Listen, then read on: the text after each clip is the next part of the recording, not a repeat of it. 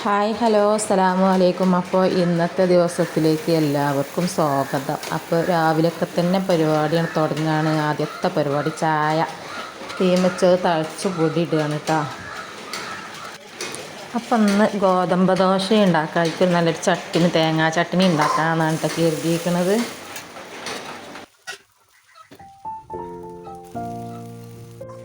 തേങ്ങ, ചീരുള്ളി, അതേപോലെ പച്ചമുളക്, ഇഞ്ചി, പിന്നെ നമ്മളെ പൊട്ടുകടല നല്ലോണം ഒന്നുണ്ട് എണ്ണയിൽ വറുത്തെടുത്തിക്കാണ്ട് അതൊക്കെ പാടെ കൂട്ടിക്കാണ്ട് അരക്കുകയാണ് കേട്ടോ. അരച്ചിട്ട് പിന്നെ കടുവും കരിവേപ്പിൻ്റെ ഇട്ടുകാണ്ട് വറവിടുന്നാണ് കരുതിയിരിക്കുന്നത് കേട്ടോ.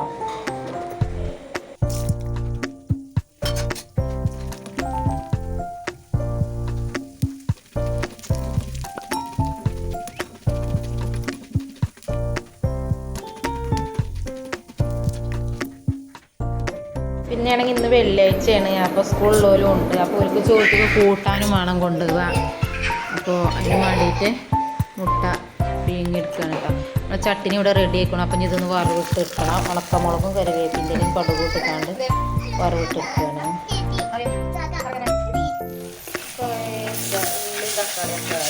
കുറച്ചൊരു നിറം മാറിട്ടോ.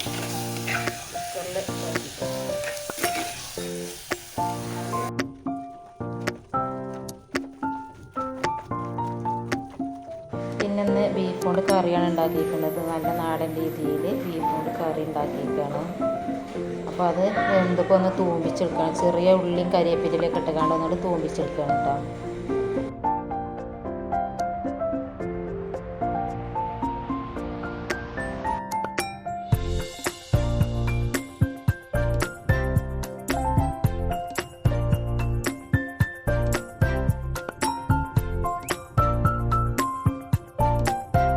അപ്പം മുളകും പൊടി നല്ല എരുണ്ടായതുകൊണ്ടേ കറി ഒരു കളർ കിട്ടുന്നില്ല. അപ്പോൾ കുറച്ച് കാശ്മീരി മുളക് പൊടി ഇട്ടതാണ്.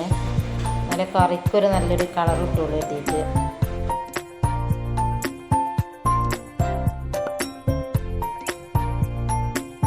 പിന്നെ നമ്മളെ വർഗം കൂട്ടിൽ പൂച്ചയും കുട്ടികളും ഉണ്ട് കേട്ടോ. അപ്പോൾ ഓല് പേരൻ്റെ മുകളിൽ നിന്നൊക്കെ ഓലെ ഇറക്കി വിട്ടിട്ടുള്ളേ ഓല് വർഗിൻ്റെ ഇതിൻ്റെ ഉള്ളിൽ കരി കുത്തിറക്കുകയാണ്, കൂട്ട് കരി കുത്തിറക്കുകയാണ്. അപ്പോൾ അതുകൊണ്ട് തന്നെ രാവിലെയൊക്കെ വിറകെടുക്കാൻ പോകാനൊരു ഇതാണ്, ഗതിയാടാണ്.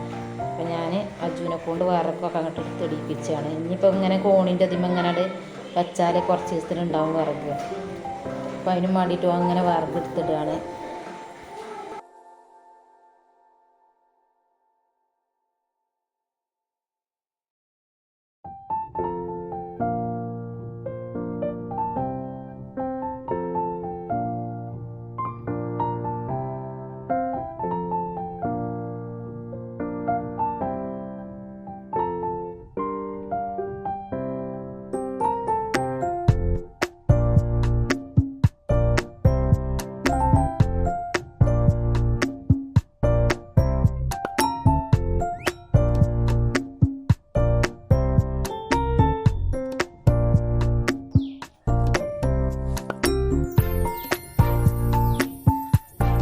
കേട്ടോ ഞാൻ ചാക്കൊണ്ടിട്ടോ ഇടാനാണ് കേട്ടോ.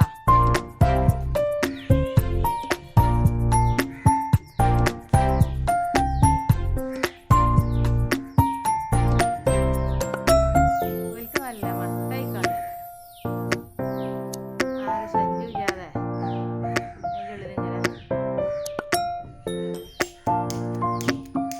ഇവിടെ കത്തുന്നു. ആ കുടിച്ചോട്ടോ, അപ്പോൾ കത്തും കുടിച്ചോട്ടോ.